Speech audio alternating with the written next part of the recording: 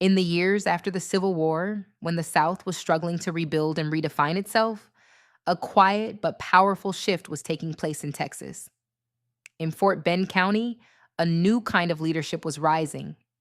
Leadership shaped not by the courage of formerly enslaved people who were stepping into positions of authority for the first time in American history. Among them was Monroe Baker. Little is written about his early life, but what history does preserve is unmistakable. Baker emerged during Reconstruction as one of the first black sheriffs in Texas, serving the people of Fort Bend County at a time when the very idea of black law enforcement was considered a threat to the old order. His election was not an accident, it was a declaration.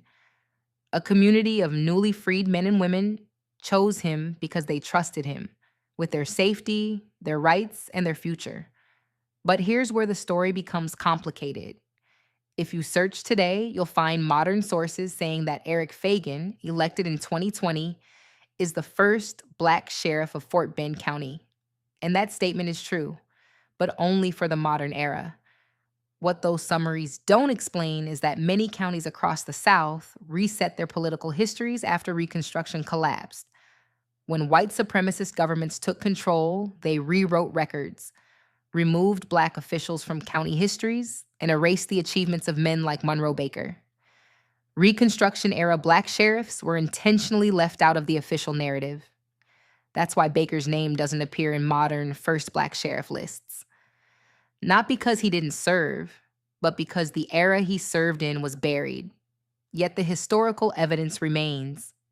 Baker appears in local Reconstruction political rosters, in Fort Bend County historical notes, and in academic references documenting black office holders in Texas. He served alongside Walter Moses Burton, who became the first black sheriff to serve in the Texas Senate. Together, they formed a political coalition that reshaped local government. Their presence in office was living proof that democracy could expand, that the nation could grow, and that black leadership was not only possible, it was effective. As sheriff, Monroe Baker carried responsibilities that stretched far beyond the badge. He enforced laws in a region still hostile to the idea of black freedom. He protected black voters. He mediated disputes. And every day he wore that badge, he challenged the belief that justice belonged only to one race. But Baker's service came at a cost. Reconstruction was fragile, and the forces determined to destroy it were growing stronger. White supremacist groups, political intimidation, and violent resistance swept across the South. The very progress Baker represented became a target. As federal protections weakened, the backlash intensified. Many black officials were pushed out of office, threatened, or forced to flee. Monroe Baker's time as sheriff stands as a testament to what Reconstruction made possible and what the nation allowed to slip away. His story reminds us that the fight for justice has never been abstract. It has always been carried by real people in real places who risked everything to move this country forward.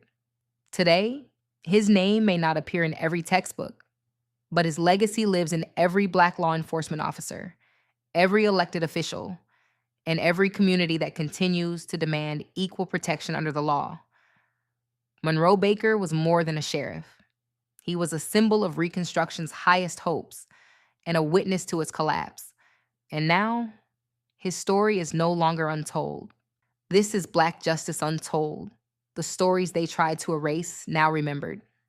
If this moved you, like, share, and subscribe so we can keep reclaiming our history together. Our stories deserve to be seen, heard, and remembered.